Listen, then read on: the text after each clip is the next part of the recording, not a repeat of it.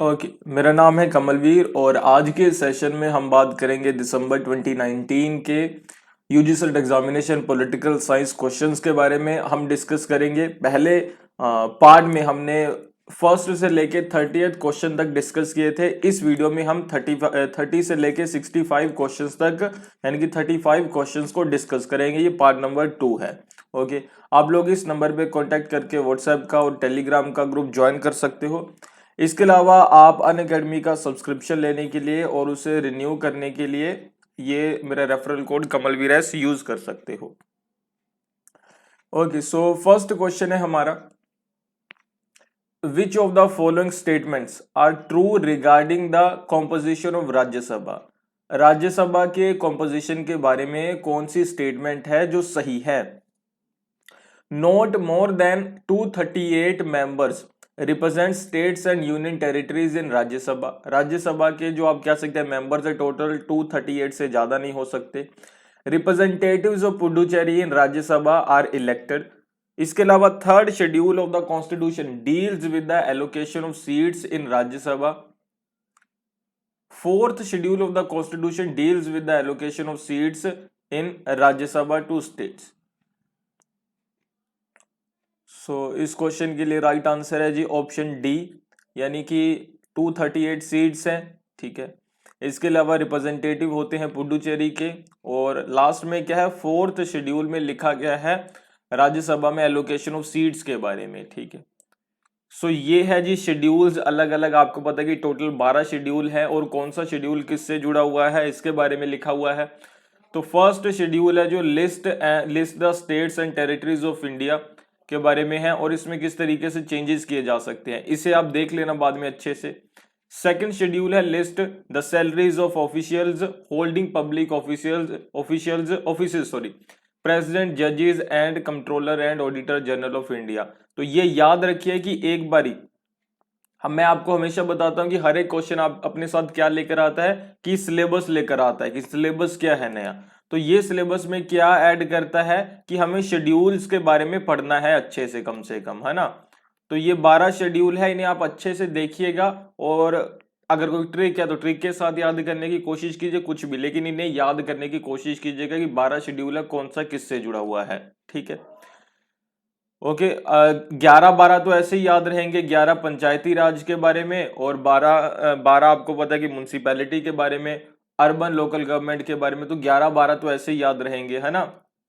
और फोर्थ अभी आपको पता चल गया ही होगा राज्यसभा की सीट्स एलोकेशन के बारे में, है ना। तो इस तरीके से आपको धीरे धीरे आप पता चलने लगेगा। एक और होता है नाइन्थ शेड्यूल, जो सबसे ज्यादा आपको पता है कि कंट्रोवर्सी में रहे, कंट्रोवर्सी तो नहीं कहेंगे, न्यूज में रहता है, क्योंकि ये आपको पता है कि इसमें होता है कि कुछ अगर हम एक्ट को नाइन्थ शेड्यूल में डाल दे तो उसे नहीं रिव्यू किया जा सकता, है ना, इस तरीके से।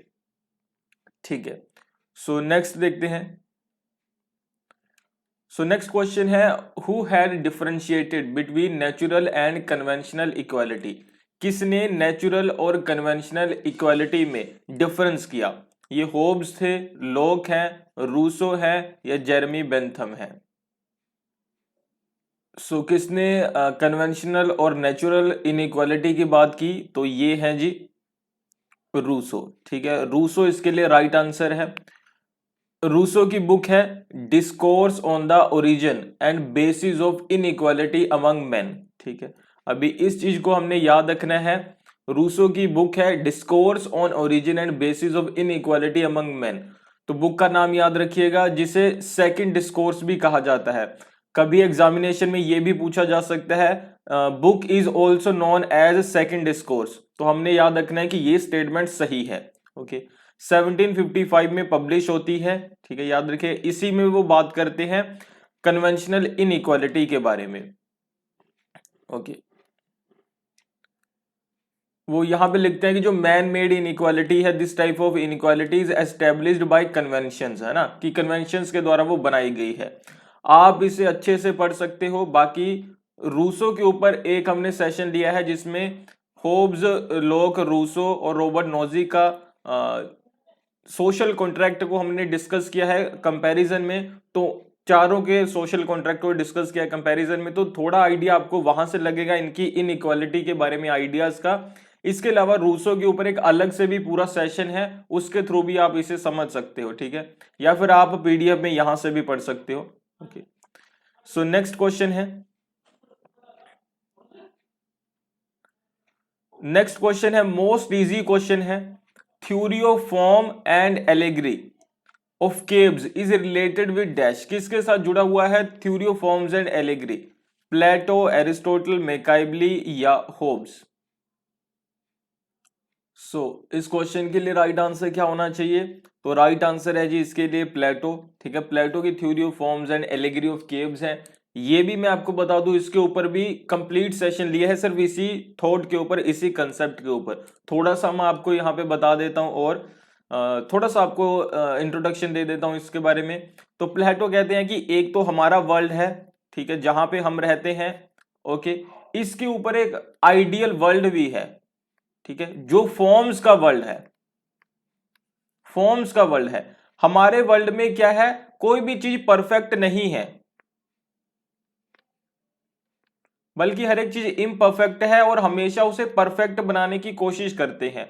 जो परफेक्ट चीजें हैं वो कहां पे एग्जिस्ट करती हैं? वर्ल्ड ऑफ फॉर्म्स के ऊपर। फॉर्म्स के वर्ल्ड में हर एक चीज परफेक्ट क्या करती है, एग्जिस्ट करती है, ठीक है। ये उनकी बेसिक थ्योरी है। उसके बाद एलेगरी ऑफ केव्स, ये याद रखना कि हर एक जो परफेक्ट चीज है यहां पे नहीं, बल्कि कहां पे एग्जिस्ट करती है? वर्ल्ड ऑफ फॉर्म्स में एग्जिस्ट करती है परफेक्ट चीज। अब इस चीज को वो जस्टिफाई करने के लिए कि जो मटेरियल वर्ल्ड है, जो एक वर्ल्ड हमारे सामने है, उसमें परफेक्ट चीजें नहीं बल्कि परफेक्ट चीजें फॉर्म्स के वर्ल्ड में है, इस चीज को जस्टिफाई करने के लिए, इस चीज को साबित करने के लिए वो क्या देते हैं? एलेगरी ऑफ केव्स का कंसेप्ट देते हैं। एलेगरी ऑफ केव्स क्या है बता देता हूं मैं आपको यहां पे। वो कहते हैं कि एक केव है ना, यानी कि गुफा है, तो उसमें कुछ लोगों को जन्मजात बांध के रखा गया है और वो फेस क्या कर रहे हैं? वो फेस कर रहे हैं सामने वाली दीवार, ठीक है। उनके हाथ पैर बांध के रखे हैं और सिर्फ सामने वाली दीवार देख सकते हैं, एक दूसरे को भी नहीं देख सकते, इस तरीके से दे आर टाइड अप। और उनके पीछे जहां से केव स्टार्ट होती है, केव का जो भी आप कह सकते हैं मोहाना कहा जाएगा उसे, अच्छा हिंदी वर्ड है, जहां से एंटर करेंगे वहां पे आग जल रही है। तो वहां पे आग जल रही है, तो जिसकी वजह से क्या, सामने वाली दीवार के ऊपर इनकी परछाई बनेगी, ठीक है, परछाई बनेगी।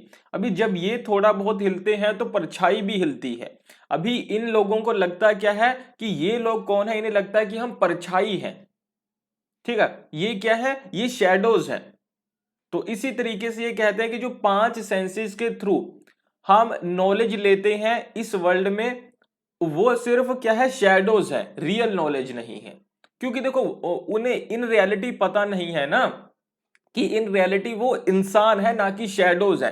क्यों नहीं उन्हें पता? क्योंकि वो देख नहीं सकते, उसे देख नहीं सकते, ठीक है, सॉरी, मतलब जो भी उन्हें दिखता है उसी को वो रियलिटी मानते हैं। उन्हें शैडोज दिखाई दे रहे हैं तो ये मान रहे हो कि हम शैडोज ही हैं, हम ऐसे रियल इंसान नहीं हैं। तो इस तरीके से वो कहते हैं कि जो हमें दिखता है हम उसी को असली चीज मान लेते हैं। इसलिए 5 सेंसेस वाला जो ये वर्ल्ड का हमारा ज्ञान है ये अधूरा है, और रियल जो ज्ञान है, जो असली आइडियल चीजें एग्जिस्ट करती है, वो आइडियल वर्ल्ड में करती है, ठीक है। आपके लिए एक और कंसेप्ट है, नोबल लाई का कंसेप्ट किसने दिया है इन चारों स्कॉलर्स में से?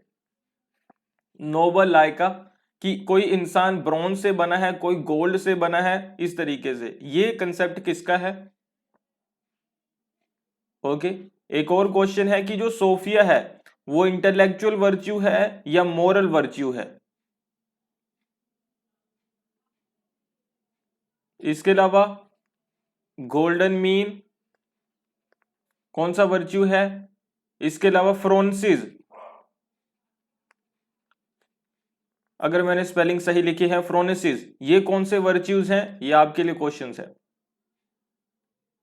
नेक्स्ट क्वेश्चन है जी हमारा, the author of the book nation and nationalism, nation और नेशनलिज्म बुक को किसने लिखा? एर्नेस्ट गेलनर ने लिखा, हंस जे मोर्गेंथो ने लिखा, जेएस कोलमैन ने लिखा, या रजनी कोठारी ने इस तरीके की बुक को लिखा है? ओके, सो इस क्वेश्चन के लिए राइट आंसर क्या है जी? तो इस क्वेश्चन के लिए राइट आंसर है एर्नेस्ट गेलनर। तो हमें हर एक क्वेश्चन के बाद अपने आप को क्या याद दिलाना है, ये भी सिलेबस में है अब से, ठीक है, ये भी दौड़ में है, इसे भी हमें समझना है, इसे भी हमने पढ़ना है। ओके, हर एक के बाद हमें ये याद दिलाना है अपने आप को। एर्नेस्ट एड्रे गेलनर है कौन? तो 1925 में बर्थ हुआ, 95 में इनकी डेथ हो जाती है। ये जानना क्यों जरूरी है, इससे हमें ये पता चलेगा कि किस टाइम पीरियड में इनकी बुक्स आती है। बुक का नाम हमने याद कर लिया, लेकिन क्रोनोलॉजिकल ऑर्डर वाला क्वेश्चन आ गया, तो हमें याद होना चाहिए कब इनकी बुक पब्लिश हुई। ओके, वॉज अ ब्रिटिश चेक philosopher and social anthropologist described by Daily Telegraph, जो कि डेली टेलीग्राफ हमें बताता है। एक चीज यहाँ पे और याद रखिए, जब यहाँ पे आया चेक वर्ड आया, तो आप लोग बताइए कि जो ब्रेजनेव डॉक्ट्रिन है वो कब से स्टार्ट होता है? ब्रेजनेव डॉक्ट्रिन कब से स्टार्ट होता है? ये आपके लिए क्वेश्चन है यहाँ पे, ब्रेजनेव डॉक्ट्रिन कब से स्टार्ट होता है और किस रिवोल्ट को रोकने के लिए ये सामने आया था, किस लीडर ने बाद में जाके इसे रोक दिया, ठीक है, और इसका क्या इंपैक्ट था।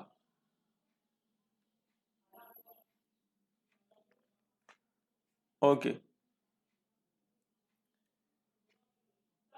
ओके, उनकी पहली बुक थी वर्ड्स एंड थिंग्स। अभी ये याद रखना है, हमने ये बात कर ली, जब एर्नेस्ट गेलनर जुड़े हुए हैं किससे, सिलेबस में, तो जाहिर सी बात है वो वर्ड्स एंड थिंग्स बुक लिखते हैं, तो उनकी बुक याद करना जरूरी है।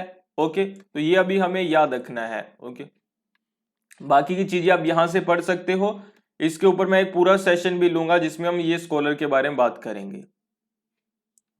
एक और चीज इसी क्वेश्चन में ऐड कर लो कि एंटी स्टालिनिज्म है जो, ये दौर कौन सा था और एंटी स्टालिनिज्म का क्या इंपैक्ट था और एंटी स्टालिनिज्म का क्या इंपैक्ट था, और आप कह सकते हैं कि इसमें क्या रोल रहा बाद में ब्रेजनेव डॉक्ट्रिन का। तो ये 2-3 क्वेश्चंस हैं, दिमाग में घुमाना है इन्हें आप।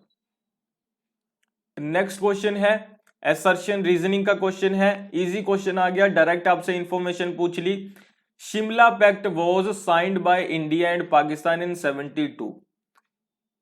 It provides that the two countries will solve their dispute through mediation of other countries, ठीक है, कि दूसरी कंट्रीज के मीडिएशन के थ्रू अब से हम अपने जो डिस्प्यूट्स हैं उन्हें रिजोल्व करेंगे, ठीक है। सो आपको बताना है कि दोनों सही है और करेक्ट एक्सप्लेनेशन है, या दोनों सही एक्सप्लेनेशन करेक्ट नहीं है। A correct or wrong, A wrong or correct. So इसके लिए राइट आंसर क्या है जी, कि ए स्टेटमेंट तो सही है, आर इसमें रॉन्ग है। सो हमारे पास ए स्टेटमेंट बिल्कुल सही है, 72 में हुआ, ठीक है। लेकिन क्या इस स्टेटमेंट में हमने ये माना कि जब भी हमारे बीच में कोई कॉन्फ्लिक्ट होगा तो हम मीडिएटर को बुलाकर लेके आएंगे कि वो सॉल्व करवाए? नहीं, ऐसा कुछ हमने नहीं माना था, बल्कि हमने ये कहा कि हम पीसफुल वे में खुद से ही इसे रिजोल्व करेंगे, मीडिएटर की बात हमने नहीं की। ओके, अभी इसके बारे में थोड़ा देख लो, ये इनटू इफेक्टिव कब से लागू होता है? 4 अगस्त 1972। फिर से कभी ऐसा क्वेश्चन पूछा जा सकता है कि इसके बारे में करेक्ट स्टेटमेंट क्या है, 4 अगस्त भी लिखा हो सकता है, तो याद रखिएगा। ओके, रेटिफाई करते हैं बोथ कंट्रीज, ठीक है। और आप कह सकते हैं नेगोशिएटर्स इसमें कौन कौन थे? फॉरेन मिनिस्टर इंडिया और पाकिस्तान के। लैंग्वेज तो जरूरी नहीं है ना। ओके, ठीक है, इसे आप लोग देखो डिटेल में पढ़ना, आपको बहुत अच्छे से मतलब इसके बारे में पढ़ने की जरूरत है, ताकि दोबारा कभी क्वेश्चन पूछा जाए तो एग्जामिनेशन में आप आंसर कर सको, ठीक है। नेक्स्ट क्वेश्चन है, हमारे पास ऑथर है और बुक्स के नाम है, ठीक है, ऑथर और बुक्स के नाम है। ऑथर में हमारे पास गिवन है Paul H Appleby, John M Gaus, L D White and M E Dimock, और उसके बाद है डब्ल्यू एफ विलोबी, उसके बाद है डिवॉइड वोल्डो, उसके बाद है principle of public administration, ideas and issues in public administration, morality and administration in democratic government, और the frontier of public administration. Codes यहाँ पे गिवन है, आपको इसके अकॉर्डिंग आंसर करना है। सो राइट आंसर क्या है इस क्वेश्चन के लिए? तो 20 के लिए राइट आंसर है जी, पॉल एप्पलबाय ने बुक लिखी थर्ड मोरालिटी एंड एडमिनिस्ट्रेशन। इसे अभी हमने क्या करना है, यहां से देखो एक चीज अच्छे से सीखो जो मैं आपको बताऊंगा।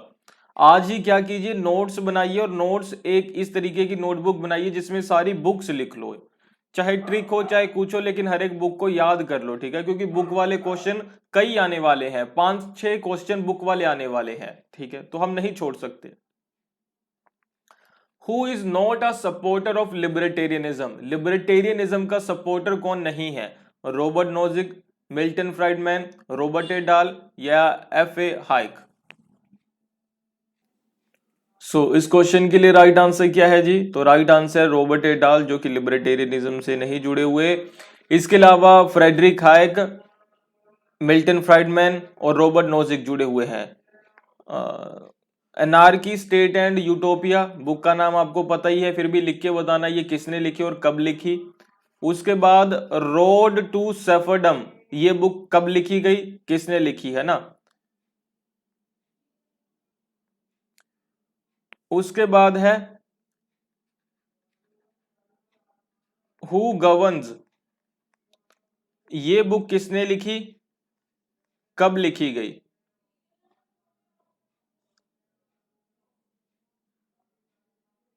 इसके अलावा और देखें, मैं अगर नाम अच्छे से लिख रहा हूं, मॉडर्न पॉलिटिकल एनालिसिस, अगर मैंने सही लिखा नाम, तो ये बुक भी बताना किसने लिखी और कौन से साल में। ये 61 में आती है बुक, ये 63 में।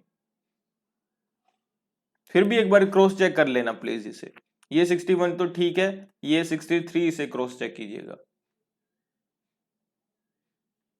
थोड़ा और देख लेते हैं हम, थोड़ा सा मिल्टन फ्राइडमैन के बारे में बात कर लेते हैं।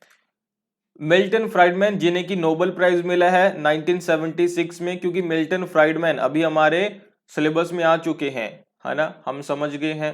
ओके, तो हमारे सिलेबस में आ चुके हैं, तो इन्हें नोबेल प्राइज मिला है, याद रखिएगा किस चीज के लिए, इकोनॉमिक साइंस में, है ना, ठीक है।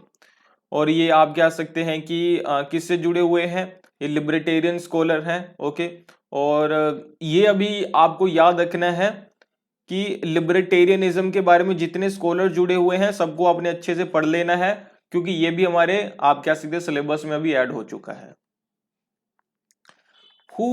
Which statement are true about an election commissioner? Election commissioner के बारे में क्या सही है? इंडियन पॉलिटी में हम खुद पढ़े हैं।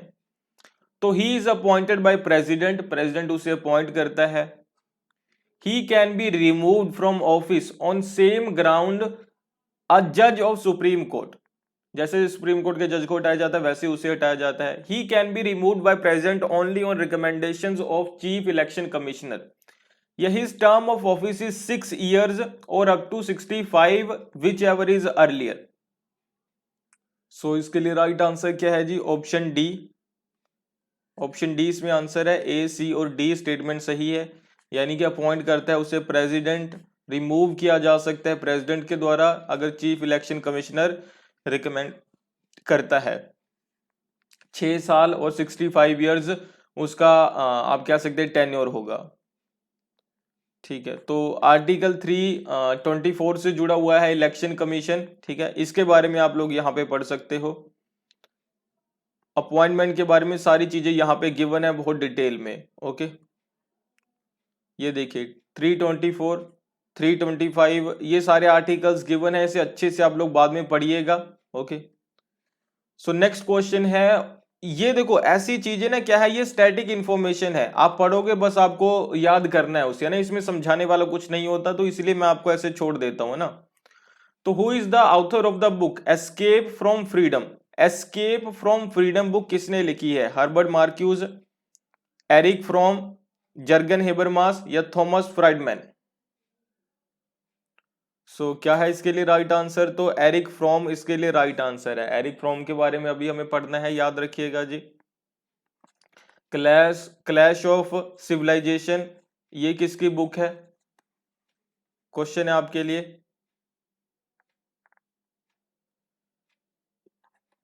The culmination of firms social and political philosophy was in his book, ठीक है, द सेन सोसाइटी, ठीक है, बुक का नाम है द सेन सोसाइटी, जो कि पब्लिश हुई 55 में। पहली चीज याद रखनी है।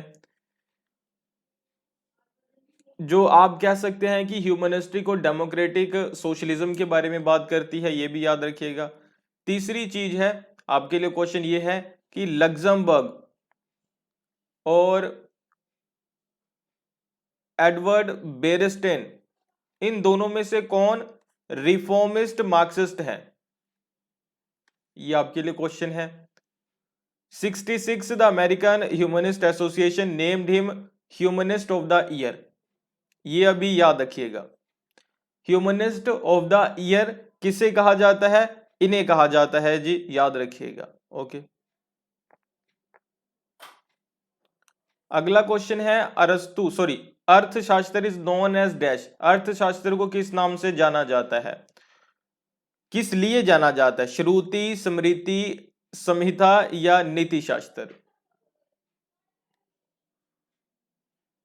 नीति शास्त्र के नाम से इसे जाना जाता है जी। अभी याद रखिएगा, जो श्रुति है, जो हमारे वेद है, वेदास है ना, ऋग्वेद, ये वाले वेदास है चार, है ना, तो इन्हें श्रुति कहा जाता है। इस पर ये किसी इंसान ने नहीं लिखे, ये ईश्वर ने लिखे, गॉड ने लिखे हैं, इसलिए इसे श्रुति कहा जाता है। बाद में इस पर बेस्ड स्मृतिज लिखी गई, ठीक है, तो उसे स्मृति कहा जाता है। ओके, याद रखिएगा इस तरीके से, जो बाकी सभी स्मृतिज है इन्हीं पर बेस्ड लिखी गई है, इसे इंसानों ने लिखा है स्मृति को। जो ये हमारे वेदास हैं, ये इसे इंसानों ने नहीं लिखा, तो ईश्वर ने लिखे हैं, गॉड ने लिखे, इसीलिए इसे श्रुति कहा जाता है। बस एज इट इज इसे याद रखना, ये माना जाता है। 73rd अमेंडमेंट है हमारे कॉन्स्टिट्यूशन का, सीक करता है क्या प्रोवाइड करने का, पंचायती राज इंस्टीट्यूशन से जुड़ी कौन कौन सी चीजें, कॉन्स्टिट्यूशनल स्टेटस देता है, financial autonomy, empowerment of marginalised section of the rural population, या डिसेंट्रलाइजेशन प्लानिंग। राइट आंसर है जी ऑप्शन ए, यानी कि ए बी सी सही है। डिसेंट्रलाइज्ड प्लानिंग की बात हुई, ये नहीं है। प्लानिंग फिर भी सेंट्रलाइज्ड होने लगी, और प्लानिंग इंडिया में डिसेंट्रलाइज्ड कब से होती है, ये क्वेश्चन यहां पे आता है। डिसेंट्रलाइज्ड प्लानिंग इंडिया में कब शुरू होती है, ठीक है, ये क्वेश्चन आपके लिए है।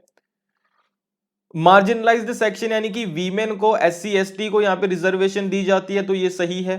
फाइनेंशियल ऑटोनॉमी दी जाती है, कॉन्स्टिट्यूशनल स्टेटस दिया जाता है ना, क्योंकि कॉन्स्टिट्यूशन में उसे लिखा गया, और ये सब कुछ है ना। इन्हें हमें क्रोनोलॉजिकल ऑर्डर में लिखना है जी। जलियांवाला बाग है, उसके बाद report submission by Hunter committee है, चोरी चोरा इंसिडेंट है, एस्टेब्लिशमेंट ऑफ स्वराज पार्टी है। इसके लिए राइट आंसर क्या है जी, राइट आंसर है ABCD। सबसे पहले जलियांवाला बाग मैसकर, उसके बाद हंटर कमेटी की रिपोर्ट, फिर चोरा चोरी, फिर स्वराज पार्टी बनती है ना। नेक्स्ट क्वेश्चन है, अकॉर्डिंग टू GA आलमंड यानी कि गैब्रियल आलमंड के द्वारा होमोजीनियस कल्चर उन्होंने किससे कहा है और हमें कहां पे मिलता है, डेवलप्ड सोसाइटीज में, अंडर डेवलप्ड, डेवलपिंग कंट्रीज, या लीस्ट डेवलप्ड कंट्रीज, की कहां, कौन सी वो स्टेट्स हैं जहां पे एक जैसा कल्चर मिलता है हमें।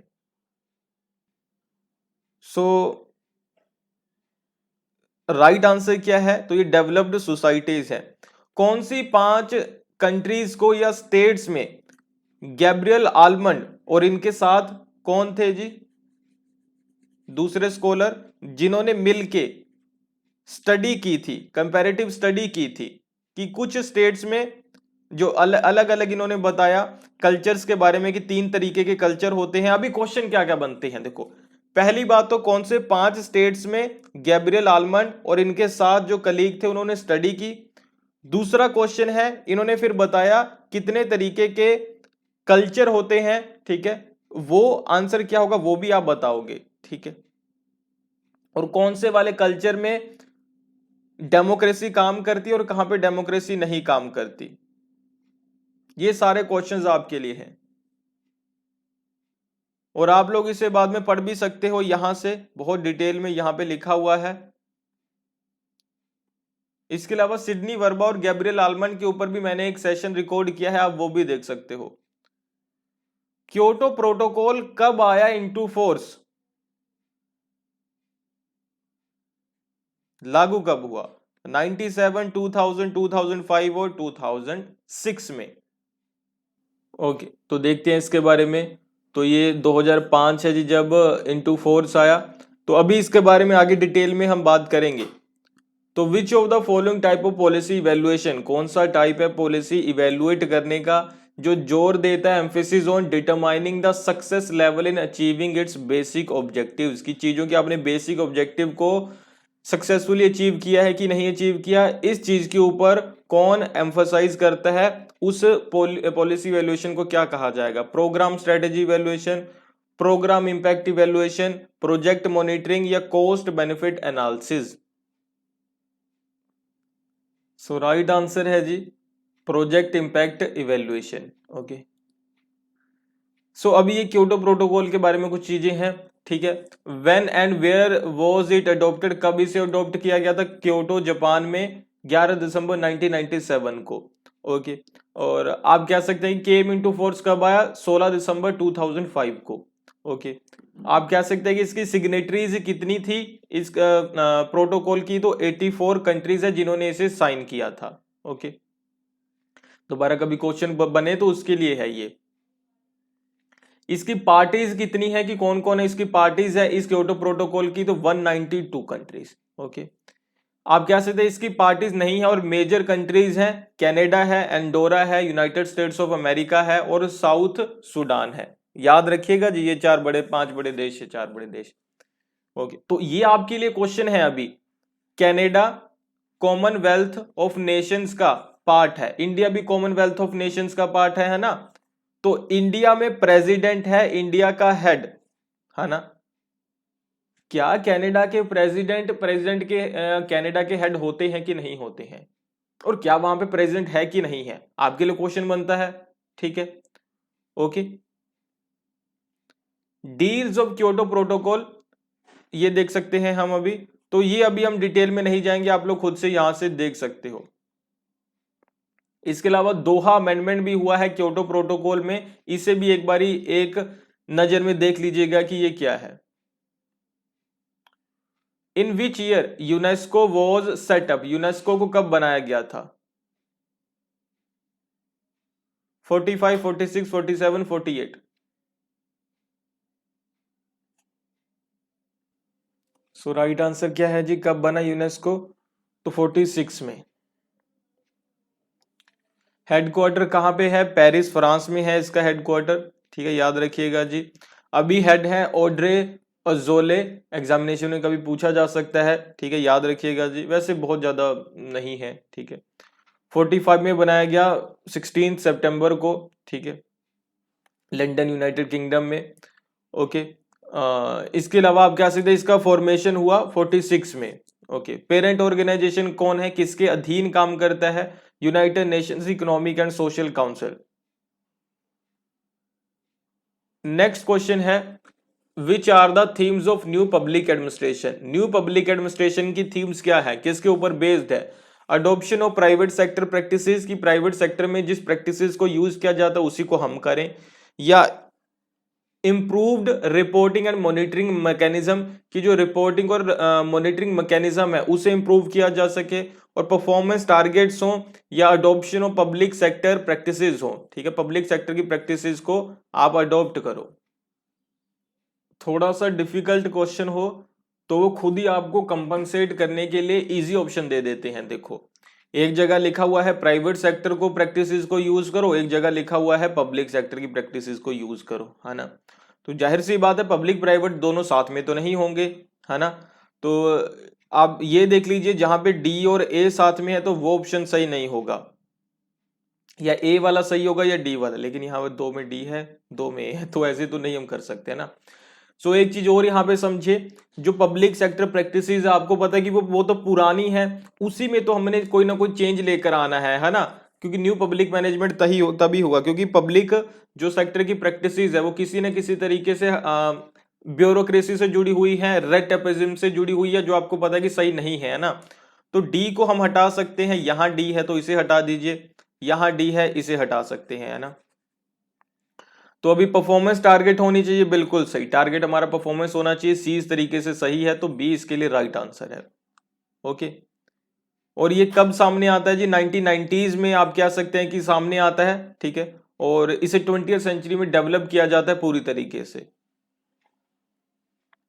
असर्शन है जी हमारे पास, Aristotle was the first thinker to adopt inductive method. देखो इंडक्टिव मेथड के ही 2 क्वेश्चन आ गए पूरे पेपर में। कभी कभी हम ये भी सोचते हैं कि क्वेश्चन रिपीट नहीं होते, लेकिन ये जो इंडक्टिव मेथड वाला क्वेश्चन है ये 2 बारी एग्जामिनेशन में, 2-3 बारी मतलब मैंने अभी तक के पुराने पेपर्स में देखा है।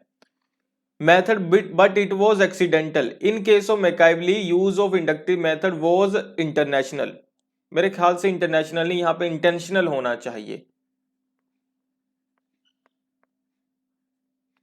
चलिए अभी इंटरनेशनल है या इंटेंशनल है, इसे अभी हम देखते हैं। इंटेंशनल होना चाहिए मेरे ख्याल से यहाँ पे। सो इस क्वेश्चन को अभी हम करेंगे। ओके, सो क्या आंसर होना चाहिए जी, तो राइट आंसर है बी कि दोनों करेक्ट है, लेकिन एक्सप्लेनेशन करेक्ट नहीं है। एक्सप्लेनेशन कैसे करेक्ट नहीं है, ये बात करता है मैकाइवली के इंडक्टिव मेथड की, ये बात करता है एरिस्टोटल के इंडक्टिव मेथड की, दोनों में कोई भी कनेक्शन नहीं है, ठीक है, कोई भी कनेक्शन नहीं है। दोनों अपनी अपनी बात करें, अपनी अपनी जगह सही है, लेकिन एरिस्टोटल की बातों को ये कहीं भी एक्सप्लेन नहीं कर रहा कि एरिस्टोटल ने अगर इंडक्टिव मेथड यूज किया, एक्सीडेंटल भी यूज किया, तो क्यों किया, कैसे किया, इस चीज को ये एक्सप्लेन नहीं करता है, जस्टिफाई नहीं कर सकता है, ठीक है।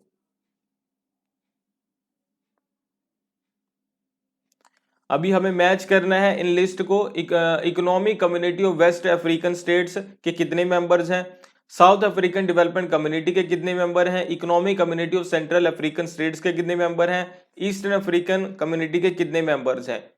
अभी ये आप लोग देखना कि कितने कितने मेंबर्स हैं। ओके, और दूसरी चीज जो आपने देखनी है यहां पे वो ये है कि अरब वर्ल्ड में कितने कंट्रीज हैं, कितनी कंट्रीज आती हैं, कार कंट्रीज कितनी कंट्रीज आती हैं, इस तरीके के जितने भी आप कह सकते हो ऑर्गेनाइजेशन, अभी सभी के नंबर याद कर लेना, ठीक है, क्योंकि नंबर वाला क्वेश्चन आ गया, यही मेथड है तैयार करने का। ओके, अभी सभी के नंबर लिख लो। ओके, सो राइट आंसर क्या है जी, तो बी इसके लिए राइट आंसर है जी, इसे आपने मैच करके देखना है। A4, B3, C2 और D1, ठीक है। अभी यहां से सीखना क्या है हमें, सारे जो इंटरनेशनल ऑर्गेनाइजेशन है सभी के नंबर देख लीजिएगा कितने कितने हैं। United Nation Organization was established on 24 October 1945। पहला क्वेश्चन हमें याद रखना है, इसके नंबर कितने हैं, टोटल सिग्नेटरीज कितने हैं, कितनों ने रेटिफाई किया है, ये सब कुछ। ओके, ऑप्शन सॉरी, रीजन है it's main objective is to establish world peace and security. So answer A है या बी है, तो आंसर है जी बी। कैसे समझेंगे, पहली बात तो देखो, ये देखो 24 अक्टूबर 1945, ऐसी चीज याद रखिए जी, ये सभी ने याद रखना है कि कौन सा कब बना, किस देश में कब, और डेट, ये सब कुछ याद रखो। अभी से ये चीज समझो। पहली बात तो यहाँ पे 24 की जगह 25 लिखा होता तो हम इसे सही मान सकते थे, गलत कर सकते, तो हमारा क्वेश्चन ऐसे गलत हो जाता। तो पहली चीज तो दिमाग में ये रखो, कोई भी ऑर्गेनाइजेशन है किस दिन बनी है, किस साल बनी है, ये भी हमने दिमाग में रखना है। दूसरी बात ये, इसका एक्सप्लेनेशन सही क्यों नहीं है, तो यहां पे लिखो बिकॉज। हम बिकॉज लिखते हैं ऐसे क्वेश्चंस में कि यूनाइटेड नेशन स्टेट्स को बनाया गया 1945 में, क्यों, क्योंकि इसका काम था, इसका ऑब्जेक्टिव था एस्टेब्लिश करना वर्ल्ड पीस एंड सिक्योरिटी। जो यहां पे बात हुई ना कि इसे एस्टेब्लिश किया गया, अगर सिर्फ इतना होता कि यूनाइटेड नेशन वाज एस्टेब्लिश्ड, ठीक है, तो उसको आप कह सकते हैं कि जस्टिफाई करता था ये दूसरा स्टेटमेंट, ठीक है। तो यहां पे बात हो रही है कि एस्टेब्लिश किया गया कब, तो पहली स्टेटमेंट में जो जोर दिया गया है, एम्फेसिस दिया गया है, वो ये है कि वो कब हुआ है, तो उस कब को जस्टिफाई नहीं कर रही ये चीज। यहां पे लिखा हुआ होता क्योंकि इसी साल में, रीजन होता क्योंकि इसी साल में ब्रेटन वुड कॉन्फ्रेंस हुआ था, तो हम कहते हैं कि उसे वो जस्टिफाई कर रहा है, ठीक है। ये ऑब्जेक्ट की बात कर रहा है, ये बात कर रहा है कि कब बनाया गया था। ठीक है, ये हमने अभी ऐसे इसे डिफरेंशिएट करके इसे समझना है। Assertion is an Herbert Simon rejected principle of administration. देखो इजी क्वेश्चन आ गया, इजी क्वेश्चन आ गया, क्योंकि साइमन इसे क्या मानते हैं, प्रोवर्ब्स मानते हैं। ये तो हमने पिछली बार पढ़ा भी था। इस क्वेश्चन को एक बार फिर से देख लो अगर कोई डाउट है। यूनाइटेड नेशन स्टेट्स को बनाया गया था, मैं फिर स्टेट्स बोल लेता हूं, यूनाइटेड नेशन ऑर्गेनाइजेशन को बनाया गया था 24 अक्टूबर 1945 को। यहां पे बनाने की बात हो रही है कि एस्टेब्लिश किया गया था, यहां पे बात हो रही है उसके ऑब्जेक्टिव की। ठीक है, तो यहां पे कि वो कब बना था, कब बना था, इस चीज को ये जस्टिफाई नहीं कर रहा। ठीक है, ये दोनों अलग स्टेटमेंट्स हैं। ये स्टेटमेंट बता रही है कि उसका ऑब्जेक्टिव क्या है, ये स्टेटमेंट बता रही है कि उसे बनाया कब गया था। हाँ, तो ये दोनों अलग अलग दिशा में जाने वाले स्टेटमेंट्स हैं। ठीक है दोनों सही, लेकिन ये एक्सप्लेनेशन इसे नहीं कर रहा। ये लिखा आता अगर कि यूनाइटेड की 1945 के टाइम में एक इंटरनेशनल ऑर्गेनाइजेशन की जरूरत थी पीस एस्टेब्लिश करने के लिए, और 1945 में यूएन को बनाया गया, तो ये सही होता है एक्सप्लेनेशन। और इस क्वेश्चन का आंसर क्या है, दोनों सही है और करेक्ट एक्सप्लेनेशन है। मैं बताऊं, कोई भी बुक उठा के देख लीजिए, अरिहंत की बुक, ट्रूमैन की बुक, पब्लिक एडमिनिस्ट्रेशन की और बुक्स आती हैं, पंजाबी में भी बुक्स आती हैं, वो भी उठा के देख लीजिए। ये स्टेटमेंट तो आपको डायरेक्ट लिखी हुई दिखाई देगी हर्बर्ट साइमन जब भी आप पढ़ोगे। ठीक है, ये बहुत इजी है। विच ऑफ, देखो ऐसे करके ना, वो आपको ये याद रखो जब आप क्वेश्चन पेपर कर रहे हो ना, तो आपको पैटर्न ढूंढने हैं। तो पैटर्न क्या है, कुछ क्वेश्चन ऐसे हैं जो कभी नहीं हमें आने वाले, कुछ क्वेश्चन ऐसे हैं जो ऐसे उन्होंने इजी हमारे सामने परोस के रख दिए हैं कि तुम करो भाई। तो 20-25 क्वेश्चन तो ऐसे मान के चलो वो आपके सामने इजी रखेंगे, लेकिन आप गलती वहीं पे करोगे, गलती वहीं पे करोगे, उन्हीं को गलत करके आ जाओगे घर में, तो हो गए नहीं। ठीक है, 25 क्वेश्चन तो आपके ऐसे होंगे, और 25 क्वेश्चन ऐसे होंगे जिसमें थोड़ा दिमाग लगाओगे तो वो सही हो जाएंगे।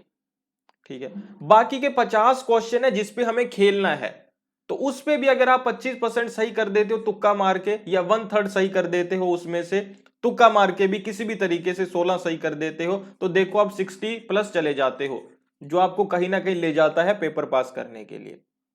ठीक है, तो ये होता है तरीका, ये अप्रोच है। लेकिन ये अप्रोच हेल्प कैसे करेगी, ये तो बातें हैं, बातें थोड़ी हमारी हेल्प करती है। मैं आपको बताता हूं, हम शुरू करते हैं पेपर करना, और सबसे पहले हम क्या करते हैं, क्वेश्चन आता है, हमें आता नहीं है, कुछ क्वेश्चन हमें आता नहीं है, हम फंस जाते हैं, तो हमारा मोराल वहीं पे डाउन होना शुरू हो जाता है। और फिर क्या होता है, हमने सारे क्वेश्चन देखे, और मेजोरिटी क्वेश्चन मैंने आपको बताया 50 क्वेश्चन ऐसे होंगे जो आपको नहीं आते हैं। तो जिससे क्या होता है, आप क्या कहते हैं, यार मुझे तो पेपर नहीं आता, बहुत मुश्किल पेपर है, बताओ मैं तो फिर रह जाऊंगा इस बारी। मोराल हो गया डाउन, दिमाग में चढ़ गई टेंशन, और अभी आपका दिमाग चलना हो गया वहां पे बंद। तो 3 घंटे का टाइम भी टिक टिक टिक टिक करके नीचे आ रहा है, तो आपका पेपर नहीं होगा।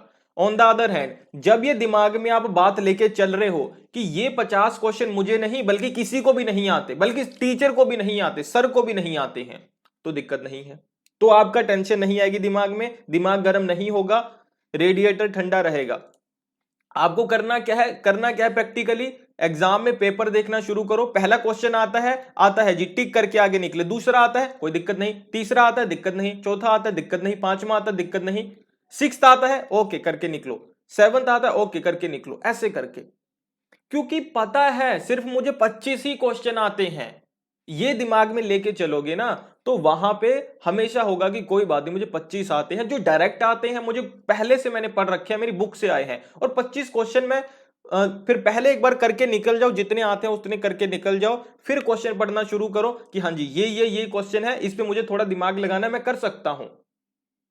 उस पे आंसर मार्क करके चलते जाना, फिर मैं उसको कर सकता हूं, तो उस पे ऊपर दिमाग लगाओ, फिर वो 25 करो, दिमाग लगाओगे। उसके ऊपर 50 बचे हैं जो, उसके ऊपर आप फिर, जिसे कहते हैं कि आप अपना पॉलिटिकल एप्टीट्यूड यूज करो, या फिर वाहेगुरु का नाम लो, अल्लाह का नाम लो, राम का नाम लो, या फिर तुक्का लगाओ, या फिर सोचो समझो उसे और अच्छे से। 4 तरीके हैं, ठीक है, 4 तरीकों को यूज करो और उसका आंसर करो।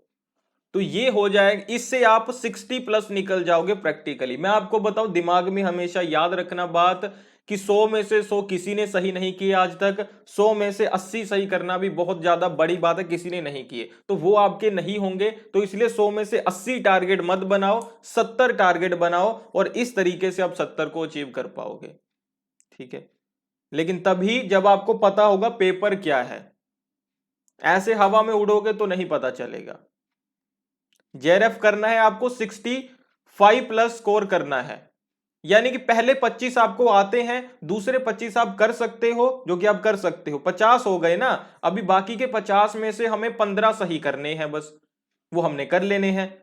ठीक है, पिछली बारी कट ऑफ 68 थी जेआरएफ के लिए, तो हम अगर 65 यहां से कर लेते हैं तो पेपर 1 में अगर हमने 35 कर लिए तो हमारा जेआरएफ पक्का, बात खत्म। Which of the following pairs are correctly matched? Sorry, Rawls egalitarian, Plato idealist, Mary Wollstonecraft communist, Gramsci feminist. Most easiest question है, आंसर कीजिए। सो ये हमें पता ही है, जॉन रोल्स इगैलिटेरियन यानी कि किससे जुड़े हुए हैं? समानता की बात करते हैं, बिल्कुल बात करते हैं। वेल ऑफ इग्नोरेंस की बात करते हैं।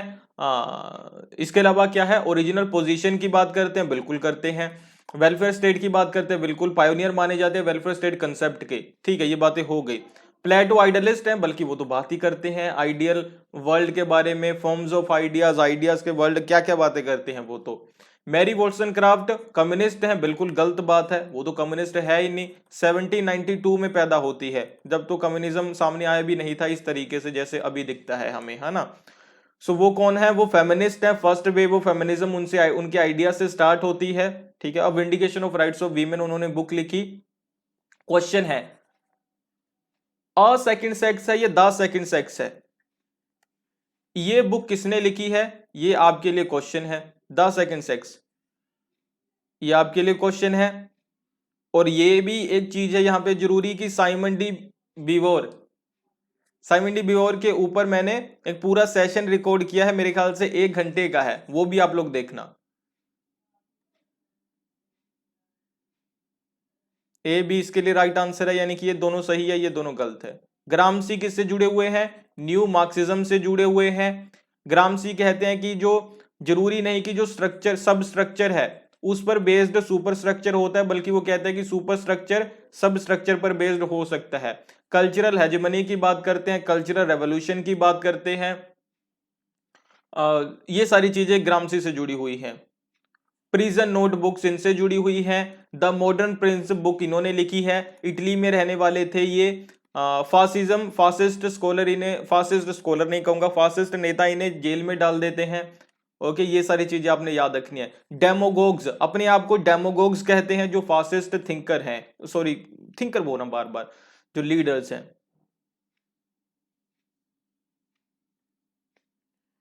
The sequences of communication process in organization is dash. Organization में कैसे चलता है कम्युनिकेशन? तो आंसर क्या है जी इसके लिए? तो आंसर डी है। कैसे है समझते हैं। तो पहली बात तो सेंडर है, मैसेज है, रिसीवर है, एनकोडिंग है। ये बात गलत हो गई क्योंकि एनकोडिंग लास्ट में नहीं हो। अच्छा, मैं आपको ये बताता हूं, सेंडर है जो मैसेज सेंड करता है, वो मैसेज को क्या करता है? एनकोड करता है। जो रिसीवर है जो मैसेज को रिसीव करता है वो उसे डिकोड करता है। ये एक बेसिक चीज है। तो सेंडर मैसेज को, लेकिन एनकोडिंग बाद में तो नहीं हो सकती, तो ये हटा दो, ये ऑप्शन ही गलत है। ओके, तो पहले मैसेज आ जाएगा, चैनल, फिर फीडबैक, फिर एनकोडिंग, ये तो पूरा ही गलत लिख दिया हमने, ये भी नहीं हो सकता। सेंडर, ठीक है, सेंडर से शुरू होगा, एनकोड करेगा, ठीक है, डिकोड करेगा, फिर रिसीवर, नहीं नहीं नहीं नहीं नहीं, ठीक है ठीक है, ऐसे नहीं होगा। बीच में ना तो मैसेज है ना ही चैनल है, ये होनी चाहिए दो चीजें, प्रोसेस पूरा नहीं होता। सेंडर है, सेंडर है, सेंडर एनकोड करता है, इसका मतलब क्या है? सेंडर के अंदर कुछ भावनाएं हैं, इमोशंस हैं, फीलिंग्स हैं, इंफॉर्मेशन है, कुछ फैक्ट और फिगर्स है, उन्हें वो एनकोड करता है किस चीज में? वर्ड्स में। मैं वर्ड लिख दिया मैंने, वर्ड्स में। सेंडर ने एनकोड किया अपने फीलिंग्स को वर्ड्स में, जो कि बन गया मैसेज। अभी इसे एक चैनल के थ्रू यानी कि किसी माध्यम के थ्रू भेजेगा ये, ठीक है। तो ये सही है, ये मोस्ट एप्रोप्रिएट है, पूरा नहीं है, पूरा नहीं है, ठीक है, पूरा नहीं है। रिसीवर के पास जाएगा ये, रिसीवर इसे करेगा डिकोड, ठीक है, फिर देगा फीडबैक। ओके, ये पूरा होगा, लेकिन ये सही है जितना है, ये सही नहीं है तीनों, तो डी ऑप्शन है। अगला क्वेश्चन है which of the following are the arguments of women's equality, कि वीमेन इक्वल होनी चाहिए, इससे जुड़ा हुआ कौन सा आर्ग्यूमेंट सही है। Inferiority of women to men is socially constructed and has no legal justification, कोई जस्टिफिकेशन नहीं है, सोसाइटी ने बनाया है उन्हें इस तरीके से। तो क्वेश्चन आपके लिए यहां पे ये बनता है कि ये कौन से फेमिनिस्ट स्कॉलर ने कहा है कि जब सेल्फ और अदर का कंसेप्ट किसने दिया है, सेल्फ और अदर्स का कंसेप्ट किस फेमिनिस्ट स्कॉलर ने दिया है। No application of the principles of liberty and equality to the condition of women is paradoxical. Women are naturally inferior to men, naturally inferior है वो। Women's inequality survived because it was justiciable, codes के according बताना। सो इस question के लिए answer क्या होना चाहिए, ए इसके लिए, सॉरी सी इसके लिए राइट आंसर, यानी कि ए और बी सही है कि inferiority of women to man is socially constructed, समाज ने बनाई है, वैसे सच में नहीं है। सी देखो यहां पे पहले जो गलत है, women are naturally inferior to man, तो ये नहीं, ये गलत बात है ना। Women's inequality survive because it was justiciable नहीं, बल्कि इसे थोपा गया लोगों के ऊपर, इसलिए ये सर्वाइव कर पाई है, ठीक है, लोगों के ऊपर नहीं, वीमेन के ऊपर। गया हाइपोथेसिस ये किसने डेवलप किया है, ये आपके लिए क्वेश्चन है।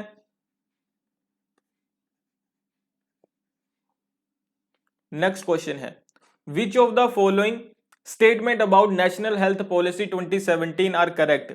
It aims to ensure availability of 2 beds per 1000 population. It proposes free drugs, free diagnostic and free emergency health care services in all public hospitals. Reduction of total fertility rate to 2.1 at national and sub-national level by 2025. Reduce करना है mortality rate को जो under 5 as के children है ना। सो ये option है, इसके अकॉर्डिंग हमें आंसर करना है। इसके लिए राइट आंसर क्या है जी, तो राइट आंसर है ए, यानी कि ए बी सी सही है और डी यहां पे सही नहीं है। नेक्स्ट क्वेश्चन है जी on which of the following date, किस डेट को इंडिया ने ज्वाइन किया as a member of United Nations Human Rights Council. कब ज्वाइन किया इंडिया ने, 1 अगस्त, जून, जनवरी, जुलाई 2019 को, कब। सो इस क्वेश्चन के लिए राइट आंसर है जी ऑप्शन सी, 1 जनवरी 2019 को इंडिया ने इसे ज्वाइन किया।